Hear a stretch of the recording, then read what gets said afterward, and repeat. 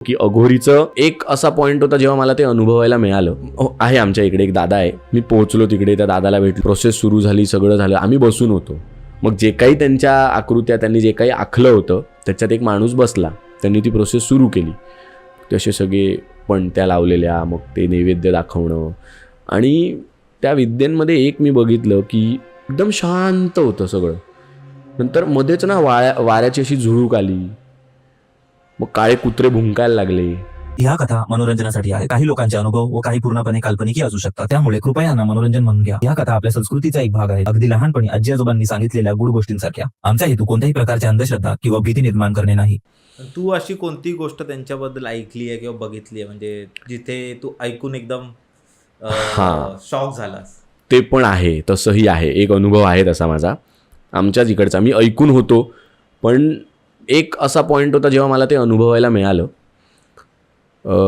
माझ्याच इकडची गोष्ट आहे, मी आता ते सगळं डिफाईन नाही करू शकणार आणि ते योग्यही नाही, कारण उगाच आपल्या या पॉडकास्टनंतर ते वेगळं नको व्हायला म्हणून.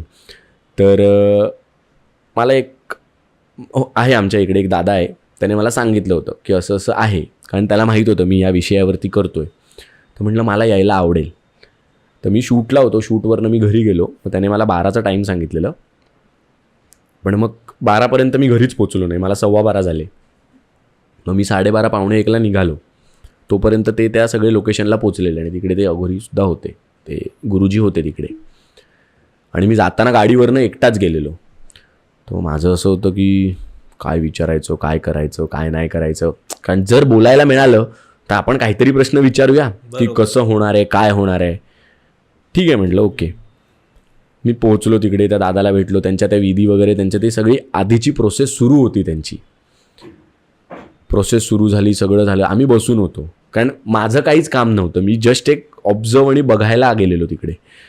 आणि त्यातून पण कितपत स्टेजवर दाखवता येईल ह्याची मला गॅरंटी नव्हती, कारण जर तो माणूस काही बोललाच नाही, फक्त तो बसून राहिला आणि त्या विद्या होत गेल्या, तर मला त्या पर्टिक्युलर माणसाचं काहीच कळणार नाही आहे. तो फक्त बसलाय कसा तेवढंच कळणार.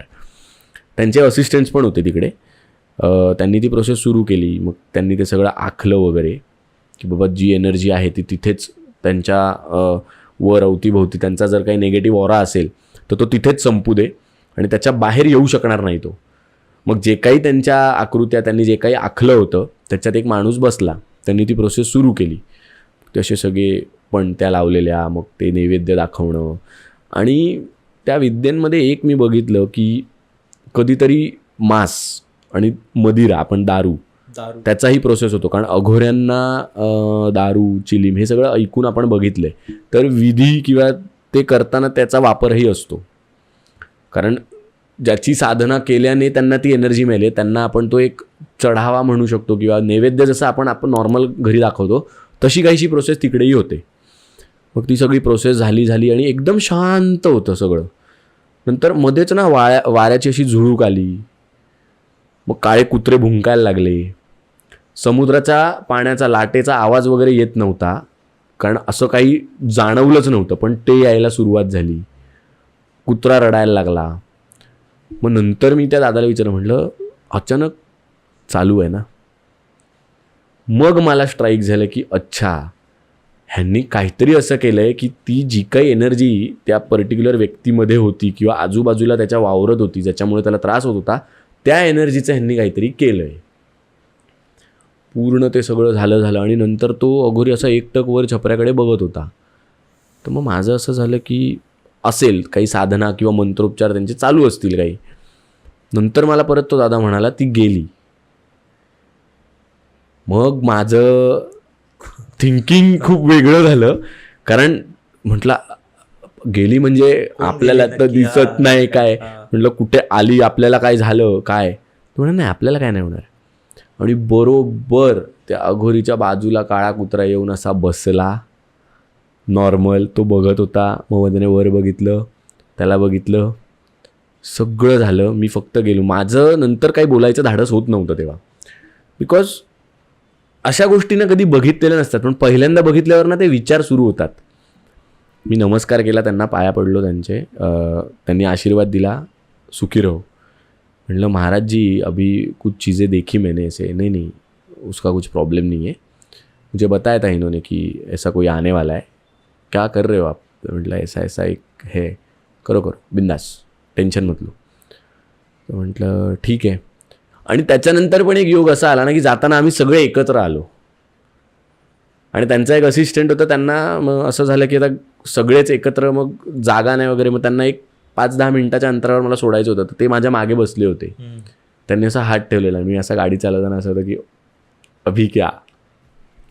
मग त्यांचं मला कळलं, कारण त्यांचं एक आहे, ते इतके निगेटिव्ह एनर्जीज बरोबर कामं केलेली असतात ना, त्यांनी इतकी केलेली असतात ना की त्यांचा स्वतःचा पर्सनल ऑरा पण ना खूप डार्क आणि ब्लॅक झालेला असतो. बऱ्यापैकी अघोरी जे असतात ते ब्लॅकच घालतात, कारण ती निगेटिव्ह एनर्जी एब्झॉर्ब होते त्यांच्यात. आणि मग ते स्वतःतनं ती काढण्यासाठी पण त्यांच्या काही वेगळ्या प्रोसेसेस आहेत. त्याबद्दल ते तेवढं कधी सांगत नाहीत किंवा ते डिस्कस होत नाही, कारण शेवटी ते त्यांचं आहे. मग बघता क्षणी एका माणसाचा ऑरा कळतो की हा पॉझिटिव्ह आहे का निगेटिव्ह आहे का मध्ये आहे. मग त्याच्यावर सुद्धा त्यांच्याकडे उपचार वगैरे असतात की जे ते केल्यानंतर तो ऑरा परत हळूहळू होऊन पॉझिटिव्ह होतो. कधी कधी माणूस खूप थकलेला वगैरे वाटतो बघ, की तो करतोय सगळं पण थकतो, तर त्याचा ऑरा कधीतरी डिस्टर्ब असतो. एक माणूस खूप कामं करतो पण यशच मिळत नाही, तो पण कधीतरी कुठेतरी ना तो एक डलनेस क्रिएट, कारण तो ऑरा आहे ना तो पोहोचत नाही समोरच्यापर्यंत. जसं आता आपण खूप बोलतोय छान, तर तो एक वाईब, तो ऑरा मॅच होतोय. त्यामुळे तुझ्या प्रश्नांना माझी उत्तरं, माझ्या उत्तरांवर तुझे प्रश्न, हे जे काही गिव्ह अँड टेक चालू आहे ना, तो एक ऑराच आहे असं म्हणायला हरकत नाही. मग नंतर मी त्यांना सोडलं, सगळं झालं, मी घरी आलो. जाताना फक्त त्यांनी मला हाक मारली, तर मी बघितलं त्यांनी असा हात केलेला, नमस्कार केला आणि मी गेलो. मग दुसऱ्या दिवशी परत त्या दादाला मी फोन करून विचारलं की म्हटलं काय नाही. ते गेले. नंतर त्यांनी फक्त सांगितलं की आया था, उसका काम हो गया क्या, कभी है उसका शो वगैरे असं. तर तो म्हणाला की नहीं, उसके शो को टाइम है, 1 हफ्ता 2 हफ्ता है, और नहीं अच्छा होगा, टेन्शन लेने मत बोलो उसको. मी पर्सनल माझे काही प्रश्न असतील किंवा वैयक्तिक माझं काही काम असं मी केलंच नाही ना तिकडे. त्यामुळे त्यांना जे काही अज्युम करायचं होतं किंवा त्यांना जे काही दिसलं ते त्यांनी त्यांच्याकडेच ठेवलं.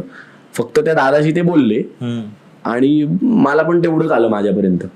त्यामुळे माझं पर्सनल लेवलवरती, माझ्या पर्सनल लाईफवरती कधी बोलणं झालं नाहीये. हा, पण मी प्रोसेस होताना बघितली आणि त्यांना दुसऱ्यांना सांगताना बघितले, जे मी आता शेअर केलं, की त्यांचं बघणं, त्याच्यावरनं जज करणं आणि मग पुढे कामं करणं. मग आता या साधना वगैरे ज्या आहेत त्या नॉर्मल माणूस नाही करू शकणार, कारण त्याच्यासाठी ती पहिलेच तपश्चर्या, ते स्मशानात राहणं, बाकीची प्रोसेस करणं, अलिप्त कुटुंबापासून जाणं इतकं सोपं नाहीये. बरोबर. ते जर तू पहिले केलंस तर कदाचित तू त्या प्रोसेसमध्ये इन व्हायचा प्रयत्न करू शकतोस आणि ती प्रोसेस तू करशील, असं सगळं. म्हणून मग हा विषय कसा हाताळायचा किंवा या विषयाला हात कसा घालायचा, याच्यावरनं जेव्हा माझं नीरजाचं बोलणं पहिल्यांदा झालं, तेव्हा मग आम्ही ठरवलं की हा विषय खूपच डीप आहे, वास्ट आहे, मोठा आहे. आपण फक्त एक धागा धरूया ज्याच्यातनं तो ब्रिज होईल की बाबा अघोरी असेल तर तो मोक्षाच्या मार्गाला कसा घेऊन जाईल, किंवा तो एखाद्या व्यक्तीच्या आयुष्याबद्दल आपल्याला कसं समजवेल. तो धागा आम्ही धरला, त्याच्यावरनं त्याची पॉझिटिव्ह बाजू मांडली, कारण लोकांना खूप निगेटिव्ह फील होतं, जे की तसं नाहीये. बरोबर. तर ती पॉझिटिव्ह साईड आम्ही मांडायचा प्रयत्न केला, म्हणेन ती मांडली आम्ही, आणि ती लोकांपर्यंत पोहोचली आणि आता पोहोचते.